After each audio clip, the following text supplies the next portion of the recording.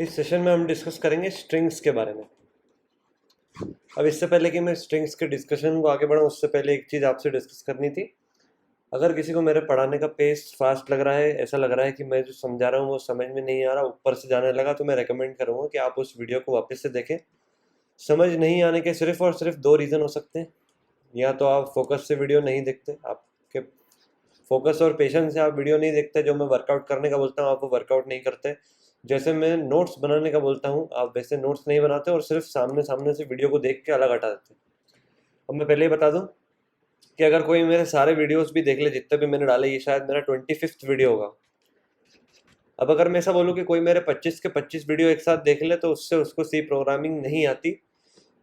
अगर कोई व्यक्ति मेरे सारे जो वीडियोस है, सारे जो लेक्चर्स है, वो एक के बाद एक वन एट अ टाइम देखता है, उनको समझता है, पूरे फोकस से देखता है, सारे नोट्स बनाता है, प्रोग्राम्स को वर्कआउट करता है और उनका प्रैक्टिकल भी करके देखता है, कुछ अपने मन से कुछ एक्सपेरिमेंट करके देखता है, तो वो इंसान सही से सी प्रोग्रामिंग सीखेगा।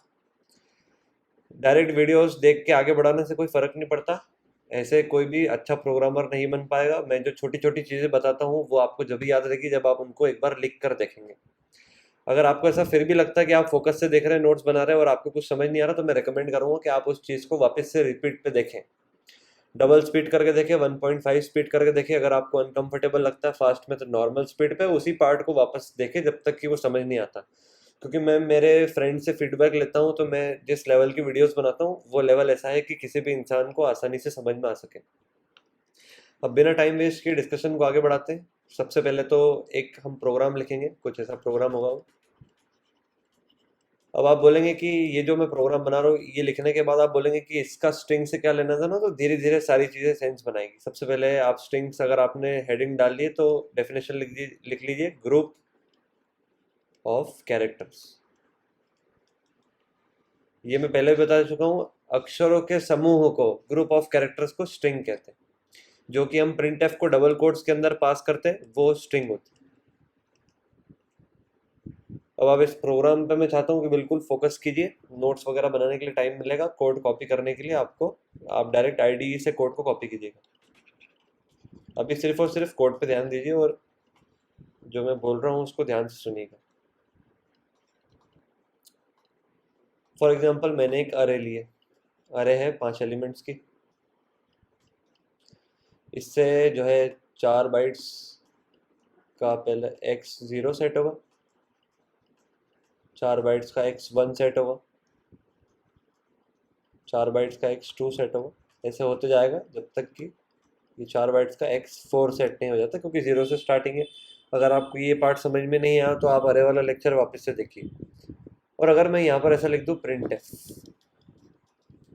परसेंटेज डी बैकस्लैश एन, और यहाँ पर वैल्यू प्रिंट कर रहा हूँ एक्स की,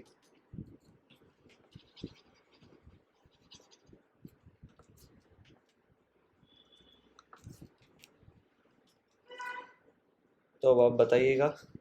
अब आप, मैं इसको टाइप करके बताता हूँ आपको, फिर वहाँ से आप इसको नोट कर लीजिएगा।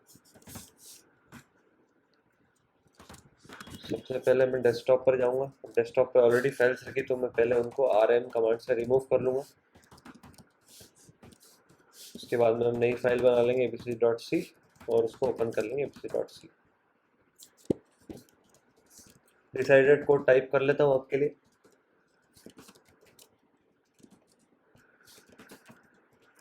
पांच एलिमेंट के अरे कंसिडर करिए हमने। एक स्टेटमेंट प्रिंट करा है जिसमें हमने वैल्यू प्रिंट कराई परसेंटेज डी की बैकस्लैश एन, और यहाँ पर एक्स की वैल्यू प्रिंट कराई। तो अब मैं आपको अब आप सबसे पहले इस प्रोग्राम को ऐसा का ऐसा लिख लीजिए कॉपी में। अब मैं चाहता हूँ कि आप 2 मिनट पॉज करिए वीडियो और सोचिए कि इसका इस लाइन से क्या आउटपुट आएगा। ये सोचिए, और आउटपुट क्या आएगा उससे भी पहले ये सोचिए कि ये प्रोग्राम कंपाइल होगा कि नहीं होगा। मतलब कि अब इसके बाद में दो टाइप के लोग होंगे। एक एक जो ये बोले कि इससे कोई आउटपुट नहीं आएगा, ये कंपाइल ही नहीं होगा, कंपाइल नहीं होगा। अब इस व्यक्ति से अगर मैं पूछूं कि कंपाइल क्यों नहीं होगा, तो वो बोलेगा कि यहाँ पर आपने 5 की अरे डिक्लेयर करी और अरे में हमने सीखा है कि किसी भी एलिमेंट को एक्सेस करते हैं तो ऐसा लिखना जरूरी होता है, जैसे कि ये फर्स्ट एलिमेंट को एक्सेस किया, ये सेकंड को किया, ये थर्ड एलिमेंट है, ये फोर्थ एलिमेंट है और ये लास्ट फिफ्थ एलिमेंट है। अभी फिलहाल हमने ऐसा कुछ भी नहीं लिखा है, तो इसीलिए वो व्यक्ति बोलेगा कि ये कोड कंपाइल नहीं होगा। दूसरा व्यक्ति बोलेगा कि इसका कुछ आउटपुट आएगा। ये व्यक्ति ये बोलेगा कि या तो ये इंसान ही बोल सकता है कि पहले का आउटपुट आ जाए, 0th एलिमेंट का आउटपुट आ जाए, या फिर ये इंसान बोले कि गार्बेज वैल्यू आए। तो सबसे पहले तो अब हम फनल लगाते हैं, मतलब कि छांटते हैं कि अब किसकी बात सही है। तो पहले कंपाइल करके देखता हूँ। इसको मैंने सेव नहीं किया था इसलिए एरर आ रहा है। कंपाइल करके देखता हूँ। अब मैंने जब बताया कि जब वार्निंग आती है तो वार्निंग आते टाइम एग्जीक्यूटेबल फाइल बनेगी, ऐसा नहीं होगा कि नहीं बनेगी। आप अगर आपके विंडोज़ के सिस्टम पे करेंगे तो वो वार्निंग नहीं बताएगा, वो डायरेक्टली कंपाइल करके बोल देगा कि हाँ भाई कंपाइल हो गई। अब हमारी एग्जीक्यूटेबल फाइल बन चुकी है, तो ये बिल्कुल गलत है कि कंपाइल नहीं होगा, कंपाइल तो हो रहा है। अब डिस्कस करते हैं कि आउटपुट क्या आएगा। तो अब आपसे ज़्यादातर बोलेंगे कि गार्बेज वैल्यू आएगी। गार्बेज वैल्यू कैसे आएगी? आप बोलेंगे कि यहाँ पर तो कोई वैल्यू इनिशियलाइज कराई नहीं है, डायरेक्ट आपने डिक्लेयर करके प्रिंट करा, तो हमने ऐसा देखा है कि डिक्लेयर करके प्रिंट कराते तो गार्बेज वैल्यू आती। तो ठीक है, इसको टेस्ट कर लेते हैं। हमने कंपाइल्ड बाय फाइल बना रखी है a डॉट आउट। तो अब आप सिंपली बोल देंगे कि ये जो है ये गार्बेज वैल्यू है। ठीक है, ये गार्बेज वैल्यू इसलिए क्योंकि हमने डायरेक्टली डिक्लेयर कराया और प्रिंट करा दिया, हमने कोई चेंज नहीं किया, इसलिए यहाँ पर गार्बेज वैल्यू प्रिंट हो रही है। तो अब चलिए कुछ चेंज करके देखते हैं इस प्रोग्राम में, अब मज़ा आएगा, देखिएगा आप। सबसे पहले तो मैं यहाँ पर x की एक वैल्यू सेट कर देता हूँ 0 की, उसको हम 0 सेट कर लेते हैं। x के फर्स्ट एलिमेंट को भी हम 0 सेट कर लेते हैं, x के सेकंड एलिमेंट को भी 0 सेट कर लेते हैं, x के थर्ड एलिमेंट को भी 0 सेट कर देते हैं, और लास्ट एलिमेंट जो कि फिफ्थ एलिमेंट होगा उसका अरे के हिसाब से, अभी मैं इंडेक्स के रेफरेंस में बात कर रहा था। ठीक है, अब आप बोलेंगे कि अब आउटपुट 0 आ जाएगा इसकी जगह पे, क्योंकि अब हमने वैल्यू इनिशियलाइज कर दी अच्छे से, पहले हमने सिर्फ डिक्लेयर करके प्रिंट कराया था। तो फिर से पहले मैं इसको सेव कर लेता हूँ, ये सेव कर लिया, कंपाइल करके देख लेते हैं। तो ये वार्निंग अभी भी दे रहा है, वार्निंग से फ़र्क नहीं पड़ता, एग्जीक्यूटेबल फाइल तो बनेगी। एग्जीक्यूटेबल फाइल चला के देखते हैं, तो देखिए आप, ये अभी भी गार्बेज वैल्यू दे रहा है। तो इसके लिए एक नई चीज़, अब मैं चाहूँगा कि आप ये वाला कोड भी पूरा लिखिए। भले से वैल्यू आपकी मर्जी से दी है, 0 1 2 3 45 46 58 59 60 4000, यहाँ पर आप कोई भी वैल्यू दीजिए, मुझे उससे कोई फ़र्क नहीं पड़ता। इसका आउटपुट जो आपको स्क्रीन पे दिख रहा है ऐसा कुछ ही आएगा, आपको ये आउटपुट भी नोट करना है, पिछले वाले प्रोग्राम का भी आउटपुट नोट करना है। अब थ्योरी समझते हैं कि ऐसा क्यों होता है। अरे के केस में जब भी मान लीजिए हमने कोई ऐसी अरे डिक्लेयर करी int x ऑफ 5, या फिर मान लीजिए कि 500 की अरे डिक्लेयर करी, हम सिर्फ एग्जांपल ले रहा हूँ, या फिर x ऑफ 10, या फिर दो दो ही एलिमेंट की अरे है। जब भी हम कोई अरे को डिक्लेयर करेंगे तो उससे प्रोग्राम में जब भी हम फिर अरे का जो नाम है, ये अरे का नेम है, ये उसकी कैपेसिटी है, साइज है, जो भी आप बोले उसको, जब भी हम प्रोग्राम में कहीं भी सिर्फ अरे के नाम का यूज़ करेंगे तो कंपाइलर उसको चेंज कर देगा।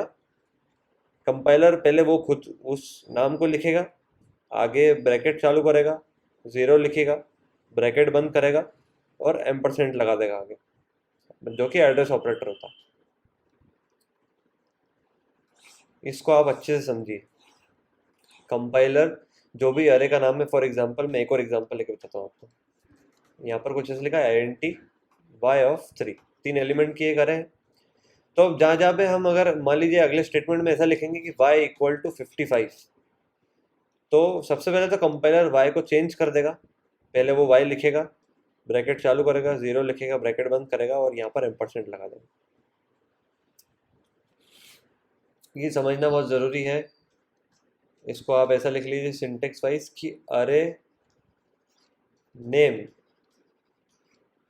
विल बी चेंज्ड टू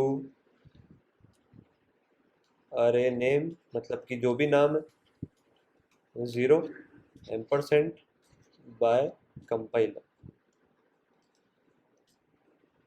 ठीक है, तो अब हम जब भी सिर्फ x लिखेंगे,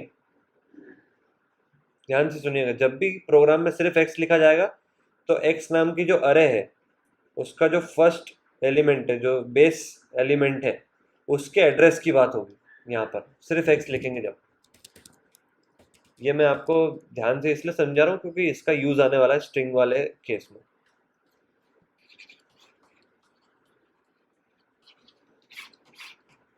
इसको भी नोट कर लीजिए। अब मान लो कि मैं कुछ ऐसा प्रोग्राम लिखता हूँ, ये सारे इनिशियलाइजेशन को काट देते हैं हम, printf को भी काट देते हैं। x की वैल्यू मान लीजिए ये अभी अरे भी नहीं, अभी सिर्फ एक वेरिएबल है। मैंने अगली लाइन में ऐसा लिखा एम्परसेंड x इक्वल टू 656। अब आप 2 मिनट वीडियो पॉज कीजिए, इस प्रोग्राम को लिखिए कॉपी में और सोचिए कि इसका आउटपुट क्या होगा। मतलब कि आउटपुट मतलब इन द सेंस कि इससे इंटरनली सिस्टम में क्या होने वाला है। एम्परसेंड से एड्रेस बताते हैं, मतलब कि x का एड्रेस 656 असाइन हो जाना चाहिए। तो इसको कंपाइल करके देख लेते हैं, आप इसको पहले सेव कर लेते हैं।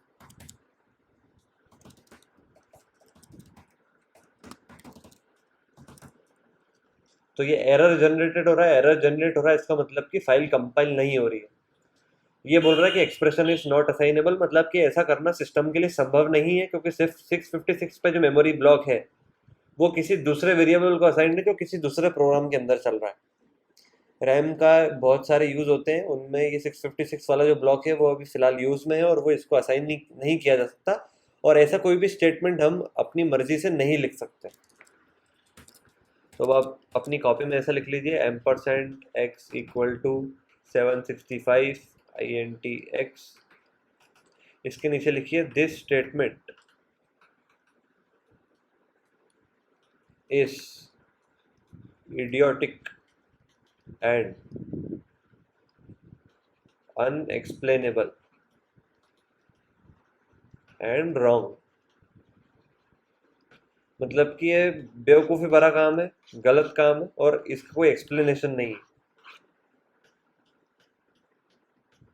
अब आप समझ गए होंगे कि कहीं भी अगर डायरेक्टली सिर्फ अरे का नाम लिखा हुआ है तो उसके आगे एड्रेस ऑपरेटर लग जाएगा और उसके पीछे उसका बेस एलिमेंट का इंडेक्स आ जाएगा, वही स्क्वायर ब्रैकेट्स के अंदर।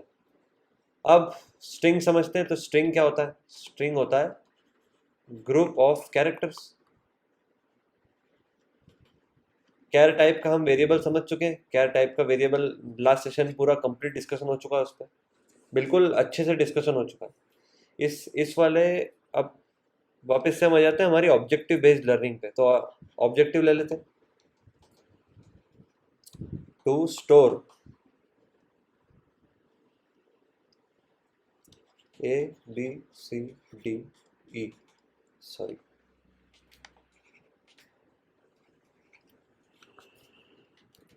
इन रैम।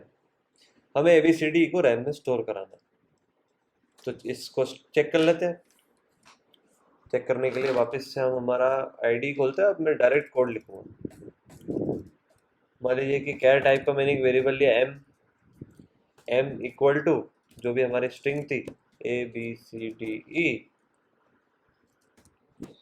सेमीकोलन। मैं चाहूंगा कि आप ये कोड लिख लीजिए, इस कोड को आप कॉपी में लिख लीजिए।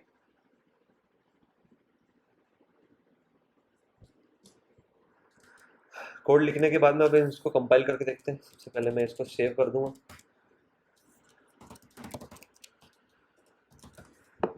तो ये एरर बता रहा है, ये बोल रहा है कि अनडिक्लेयर्ड आइडेंटिफायर ABCDE। तो लास्ट सेशन हमने डिस्कस किया था कि अगर यहाँ पर सिंगल कोट्स नहीं लगाऊं, मैं सिंगल कोट्स नहीं लगाए जाए किसी कैरेक्टर के असाइनमेंट के टाइम, तो वो असाइनमेंट नहीं होगा क्योंकि ये ABCD को भी एक वेरिएबल समझ रहा है, जो कि वेरिएबल यहाँ पर है ही नहीं। तो ABCD की जो वैल्यू है वो m को असाइन हो ही नहीं सकती क्योंकि ऐसा कोई वेरिएबल है ही नहीं। आई होप आपने ये प्रोग्राम पूरा लिख लिया हो। फिर इसके नीचे आप लिख लीजिए रीजन कि single quotes are not used, this is the reason why this program will generate error. इसके नीचे एक और प्रोग्राम लिखिए आप, उस प्रोग्राम में हम सिंगल कोट्स लगा देंगे। ये लगा दिया हमने सिंगल कोट्स। इस वाले प्रोग्राम को भी लिख लीजिए। इस वाले प्रोग्राम को भी हम कंपाइल करके देखेंगे। इसको मैं सेव कर लूँगा, इसको हम कंपाइल कर लेंगे। तो ये फिर से एरर बता रहा, अभी एरर नहीं है, वार्निंग है, लेकिन हम समझते हैं कि ये क्या बोल रहा है। Character constant too long for its type, इसका मतलब कि, और ये लिखा यहाँ पर मल्टी कैरेक्टर कैरेक्टर कांस्टेंट, इसका ये मतलब है कि हमने टू लॉन्ग, मतलब कि इसकी जो कैपेसिटी एक एक कैरेक्टर को स्टोर करने की, उससे ज़्यादा इनपुट दे दिया। तो इस वाले प्रोग्राम के नीचे आप लिख लीजिए कि, ऐसा लिख लीजिए कि this will not compile because capacity of m variable is to store only one character, और हमने यहाँ पर 5-5 कैरेक्टर फेंक दिए उसकी तरफ। आई होप आपको ये वाली बात समझ में आई हो। अब आपके दिमाग में अभी तक आ जाना चाहिए था कि जब हमें मल्टीपल चीज़ें सिमिलर टाइप की स्टोर करानी होती है तो हम अरे का यूज़ करते हैं। जैसे कि हमने अरे के डिस्कशन में देखा था कि मान लीजिए हमें 10 नंबर स्टोर कराने, तो 10 नंबर स्टोर कराने के लिए हमें 10 एलिमेंट की एक अरे लेते हैं आईडेंटिटी टाइप के, क्योंकि वो इनपुट आईडेंटिटी टाइप का होता है। तो यहाँ पर हम कैर टाइप की एक अरे ले लेंगे। तो 1 2 3 4 और 5, तो 5 नंबर ऑफ एलिमेंट होंगे 5। इसको भी मैं सेव कर लेता हूँ। अब आप ये वाला प्रोग्राम भी अलग से लिख लीजिए।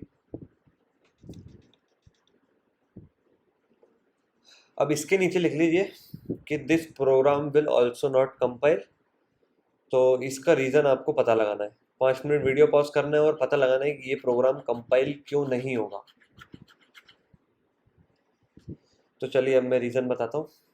हमने थोड़ी देर पहले समझा है, यहाँ पर थोड़ी देर पहले समझा है कि अगर किसी अरे का नाम डायरेक्टली यूज़ हो प्रोग्राम में तो उसको एम्परसेंट और ऐसा लिख दिया जाता है।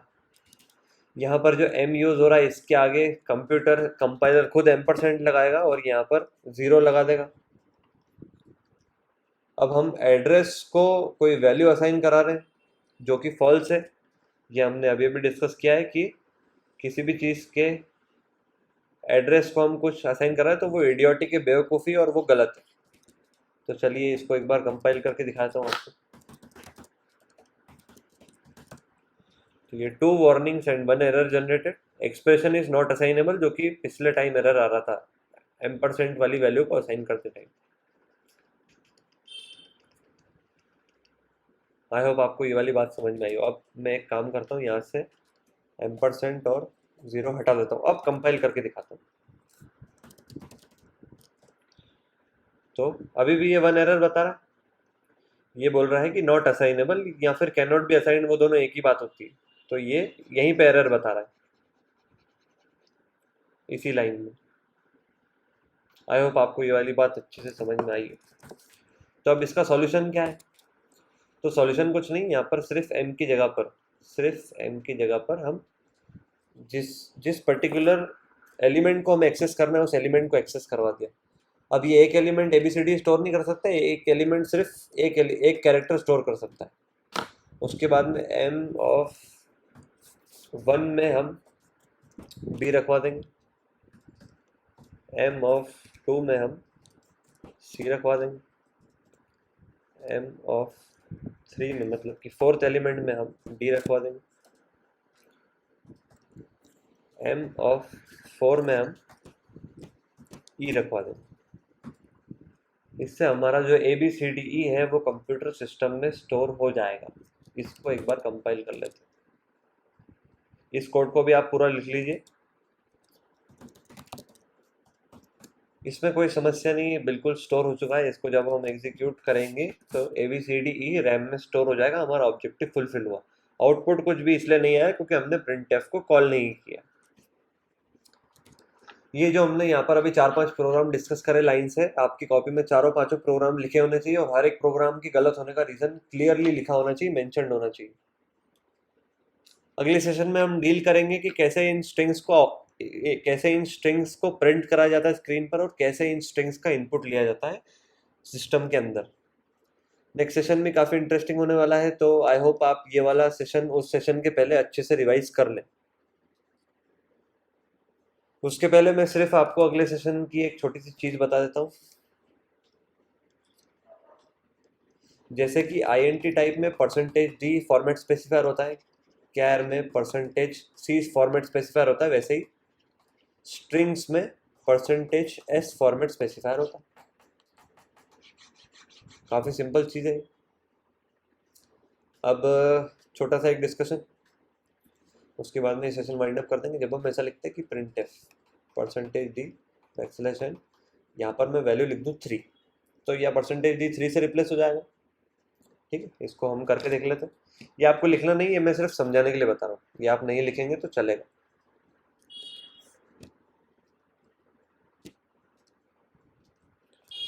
हमने एक वेरिएबल ली INT, वेरिएबल की भी ज़रूरत नहीं, हमने सिर्फ डायरेक्टली प्रिंट कराया कि percentage d backslash n comma, हमने इसको 3 पास कर दिया।